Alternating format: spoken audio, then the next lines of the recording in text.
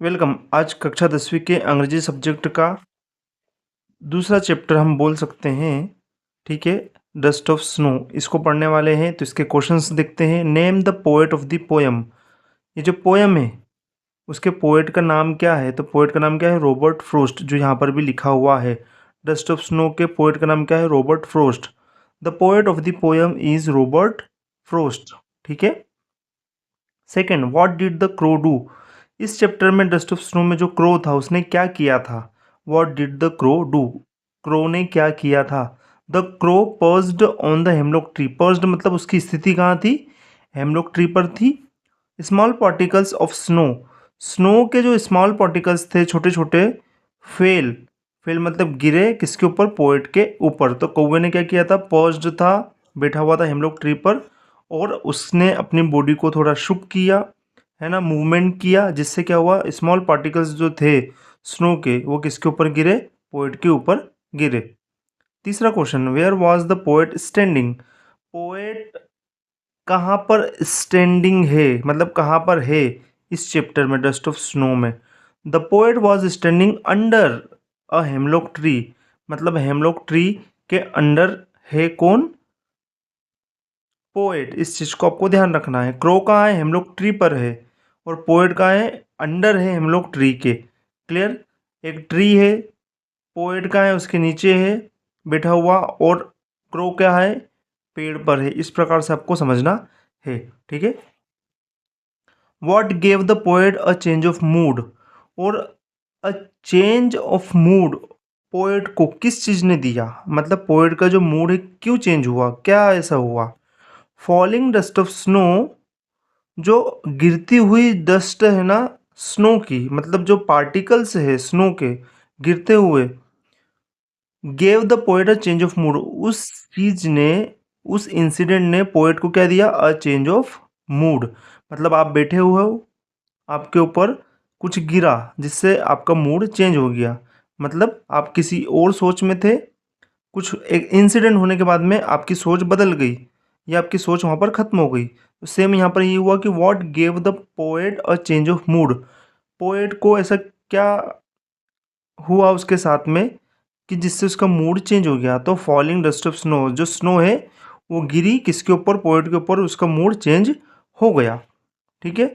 What did the crow do, अभी just हमने पढ़ा था। What did the crow do, same यहाँ पर है। What did the crow do, what was the result. Crow ने क्या किया था? वापस, the crow perched on the tree. Tree पर बैठा था। ट्री का नाम क्या था? Hemlock, HEMLOCK। ध्यान रखना आप। What was the result, result क्या हुआ था? It caused snow flex to fall on the poet. और वो बैठा हुआ था, तो स्नो फ्लेक्स जो थी वो किसके ऊपर गिरी? पोएट के ऊपर गिरी। ठीक है ना। How did the snow flakes affect the poet. जैसे ही जो स्नो फ्लेक्स है, जो स्नो के पार्टिकल्स है छोटे छोटे, वो गिरे पोएट के ऊपर, तो क्या अफेक्ट हुआ, क्या प्रभाव आया? The falling of snow flakes, गिरती हुई जो बर्फ के जो टुकड़े हैं, फ्लेक्स हैं, रिमूव्ड, उन सभी टुकड़ों ने, उस स्नो ने क्या कर दिया? रिमूव कर दिया, हटा दिया। क्या? पोएट्स ग्लूमी थॉट्स, और पोएट के मन में जो भी थॉट्स थे उसको हटा दिया। एंड मेड हिम हैप्पी, और पोएट को क्या बना दिया? हैप्पी बना दिया। इसका मतलब ये हुआ कि पोएट पहली सिचुएशन में खुश नहीं था। ठीक है ना। तो जैसे ही उसने उसके ऊपर स्नो के फ्लेक्स गिरे, मतलब स्नो के पार्टिकल्स गिरे, तो रिमूव हो गया उसके जो थॉट्स है, कौन से वाले? शायद सैडनेस के थॉट थे। उसके बाद क्या हुआ? पोएट हैप्पी हो गया। Next question, what is the dust of snow. Dust of snow क्या है? व्हाट डज द पोएट से, पोएट क्या कहता है? हैज़ चेंज्ड हिज मूड, उसका जब मूड चेंज होता है तो वो क्या कहता है ना। How has the poet's mood changed, और चेंज किस प्रकार हुआ उसका मूड, ये भी बताना। तीन क्वेश्चंस दिए गए, इसका मतलब है आपको लिखना इस प्रकार है कि तीनों के आंसर समझ में आ जाए। पहले तो what is the dust of snow, dust of snow क्या है? और डस्ट ऑफ स्नो आर क्या है? Fine particles of snow. Snow के फाइन पार्टिकल्स है, हमने यहाँ पे फ्लेक्स भी पढ़ा है, फाइन पार्टिकल्स भी आप बोल सकते हो। किसके? स्नो के है। Second, what does the poet से हैज चेंज हिज मूड, उसका मूड किस प्रकार चेंज हुआ? द स्मॉल इंसिडेंट, एक इंसिडेंट हुआ जिससे उसका मूड चेंज हुआ। Small incident of the crow sitting on the tree जो कौवा था वो बैठा किस पे था, पेड़ पर था। Causes the dust of snow to fall on the poet, और उसका कारण क्या बना कि कौवा बैठा था तो जिससे हुआ डस्ट ऑफ स्नो गिरी किसके ऊपर, पोएट के ऊपर। ये मूड चेंज होने का कारण था। दिस चेंजेस हिज मूड, और इस सिचुएशन ने उसका मूड चेंज कर दिया। पोएट जो है फॉरगेट्स हिज सोरो, और जो पोएट है वो पूरा कंप्लीटली भूल गया क्या, उसका सोरो मतलब उसका दुख, और बिकम्स हैप्पी हो गया। ठीक है ना। तो मूड चेंज हुआ मतलब क्या हुआ, मूड सोरो से हैप्पी की ओर चले गया। इस चीज़ को ध्यान रखना है। ये क्वेश्चन आया हुआ है MP 2022 NCERT में। ठीक है ना। क्वेश्चन आए या नहीं आए आपको समझना बहुत ज़रूरी है, इसलिए वीडियो को लास्ट तक ज़रूर देखें।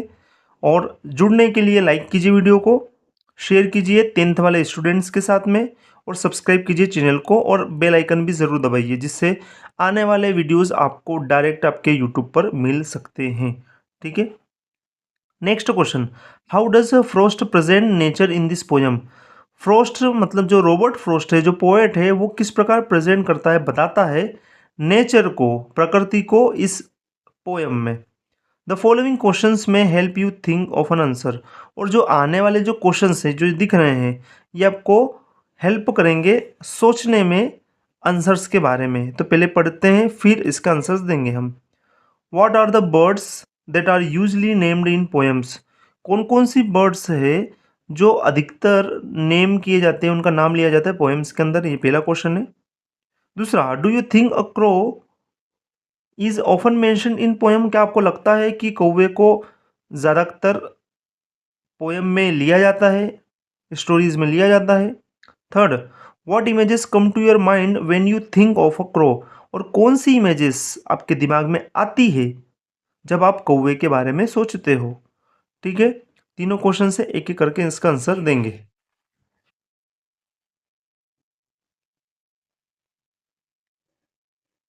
पहले का आंसर देख लेते हैं। Poets generally mention beautiful birds, poet क्या करता है, जनरली मेंशन क्या करता है, ब्यूटीफुल बर्ड्स को, जैसे parrot, peacocks, parrots, cuckoo, nightingales, swallows, mynas, इस प्रकार की बर्ड्स का यूज़ वो करता है मेंशन करने में, पोएट्री के अंदर, स्टोरी के अंदर, पोएम्स के अंदर। एक बेसिक बात वो बता रहा है कि ब्यूटीफुल बर्ड्स का ही यूज़ किया जाता है जितनी भी आप स्टोरी या पोएम या पोएट्री कुछ भी पढ़ते हो तो। अ क्रो इज़ ब्लैक, अब क्रो के बारे में बताया कि क्रो क्या है, ब्लैक है, उसका अनप्लीजेंट साउंड है, मतलब ऐसा साउंड है जो आपको पसंद नहीं आएगा सुनने पर। जैसे बोलते हैं ना कोयल की साउंड अच्छी है और कौवे की साउंड अच्छी नहीं है, इस प्रकार से। तो कौवे की इमेज किस प्रकार के आपके माइंड में आती है कि वो ब्लैक है और अनप्लीजेंट उसका साउंड है। It is hardly ever mention in poem, और ना के बराबर पोएम में मेंशन किया जाता है कौवे को। ठीक है ना। Second, again what is a hemlock tree, hemlock tree क्या है। Why doesn't the poet write about a more beautiful tree such as maple, oak और पाइन। आप एक एक बार गूगल पर सर्च कर कर देख लेना इन पेड़ पौधों को, तो आपको समझ में आ जाएगा। ठीक है ना। तो क्वेश्चन ये है कि again what is a hemlock tree, hemlock tree क्या है, पहली बात तो ये बताओ। Y doesn't the poet write about a more beautiful trees, क्यों पोएट ने और ब्यूटीफुल ट्रीज जैसे मेपल, ओक और पाइन इनके बारे में क्यों नहीं लिखा, इन सभी को छोड़कर हेमलॉक के बारे में क्यों लिखा, क्वेश्चन ये पूछ रहा है, आपको जवाब देना है। A hemlock tree is a poisonous tree, जो हेमलॉक ट्री है वो कैसा है, पॉइजनस ट्री है, पॉइजनस प्लांट है, विथ स्मॉल वाइट फ्लावर्स, और उसके साथ में क्या है, स्मॉल वाइट फ्लावर्स है। हेमलॉक ट्री का भी आप डायग्राम देख लेना, वाइट फ्लावर्स है। All parts of the plant are toxic, और प्लांट्स के जितने भी पार्ट हैं, मतलब कंप्लीट पूरा जो प्लांट है हेमलॉक का वो कैसा है, टॉक्सिक है, जहरीला बोल सकते हैं हम इसको। ठीक है ना। The poet has chosen the crow and the hemlock tree, poet ने क्या किया, कौवे को भी लिया और हेमलॉक ट्री को भी लिया उसकी पोएम में, विच जो सूट करती है कंटेंट को, वो इस प्रकार जो बताना चाहता है, इसलिए उसने क्रो को भी लिया और हेमलॉक ट्री को भी लिया। And the message of the poem, मतलब आपको कोई सा उदाहरण देना है तो आप उदाहरण के लिए जो भी वर्ड्स का, जो भी डायग्राम्स का यूज़ करते हो जिससे आपका उदाहरण और अच्छा हो, सेम टू सेम इस पोएट ने यहाँ पर पॉइजनस ट्री को लिया जिससे वो नेगेटिविटी को बता रहा है। चैप्टर में आपने देखा होगा उसका मूड बाद में हैप्पी हुआ, इसका मतलब ये है कि पहले हैप्पी नहीं था, हैप्पी नहीं था, मतलब क्या हुआ, कुछ नेगेटिव सोच रहा था। इस प्रकार से दर्शाया गया है। आपको यदि उदाहरण समझाना हो तो आप बहुत सारे उदाहरण देते हो, वैसे ही यहाँ पर पोएट ने क्रो और हेमलॉक ट्री का उदाहरण दिया है, जो सूट हो सके कंटेंट में और पोयम से भी एक मैसेज जा सके। थर्ड वाला question, what do the crow and the hemlock represent, Joy और सोरो, मतलब जो कौवा है और जो हेमलॉक ट्री है वो क्या रिप्रेजेंट करते हैं, जॉय मतलब खुशी या दुख, क्या रिप्रेजेंट करते हैं, क्या बताते हैं। What does the dust of snow that the crow shakes of a hemlock tree, और डस्ट ऑफ स्नो का मतलब क्या है, जो कौवे ने अपनी बॉडी को हिलाया था हेमलॉक ट्री से, उसका मतलब क्या है। The crow and the hemlock tree represent सोरो, मतलब जो कौवा है और जो हेमलॉक ट्री है दोनों क्या बताते हैं, सोरो बताते हैं, मतलब दुख बताते हैं। ये नेगेटिव वर्ड्स की ओर जाता है, तो नेगेटिव वर्ड्स की बात करते हैं सोरो की। The dust of snow flakes contrast with the sorrowful mood, और जो ये डस्ट ऑफ स्नो है, ये जो दो वर्ड है ना, हेमलॉक और क्रो, ये नेगेटिव है, तो डस्ट ऑफ स्नो यहाँ पे पॉजिटिविटी का काम कर रहा है। With the sorrowful mood of the poet and acts as a catalyst to lift his spirit up, मतलब क्या है, दो नेगेटिव बात करी और उस स्टोरी में एक पॉजिटिव बात भी पोएट ने कर दी है। तो क्रो और हेमलॉक ट्री क्या सोरो बताते हैं और डस्ट ऑफ स्नो एक पॉजिटिव एटीट्यूड बताता है, जिससे क्या हुआ कि जैसे ही वो स्नो गिरी किसके ऊपर, पोएट के ऊपर, तो उसका मूड चेंज हो गया, मतलब एक अच्छी चीज़ हुई है, ठीक है ना। लेकिन उसके पहले वो क्रो और हेमलॉक ट्री से बुरी चीज़ों के बारे में बता रहा था, ठीक है। Have there been times when you felt depressed और होपलेस, ये क्वेश्चंस नहीं आते।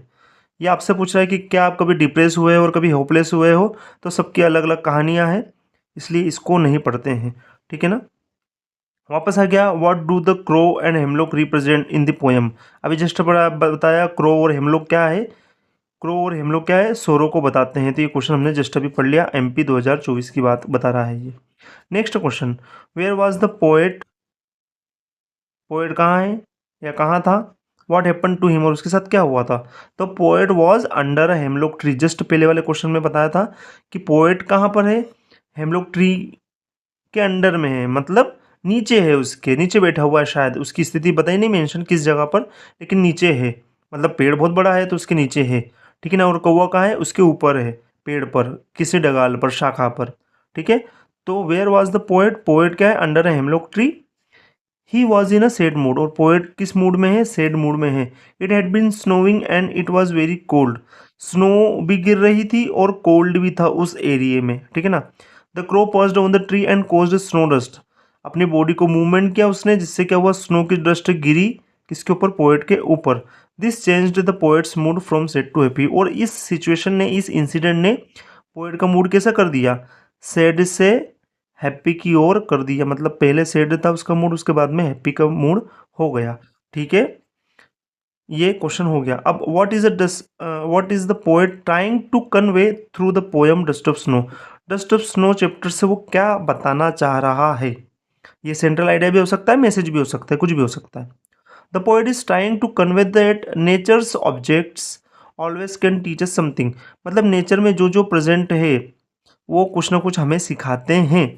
The crow is not beautiful, hemlock tree is poisonous, जो क्रो है वो खूबसूरत नहीं है, ब्यूटीफुल नहीं है, हेमलॉक ट्री एक पॉइजनस ट्री है, बट लेकिन these two examples help the poet to come out to his gloom, मतलब क्या है, ये दो एग्जाम्पल से पोएट है ना अपने थॉट की ओर आता है कि वो बताना क्या चाहता है। Again it says that every action of God has purpose, और वो बताना चाहता है कि जो भी होता है आपके साथ में, इसमें गॉड का ही हाथ होता है और वो ही कुछ पर्पस से ही होता है, मतलब मन चाहा कुछ भी नहीं होता है, जो भी आपके साथ में हो रहा है ये भगवान के द्वारा ही किया जा रहा है और कुछ अच्छे के लिए ही होता है।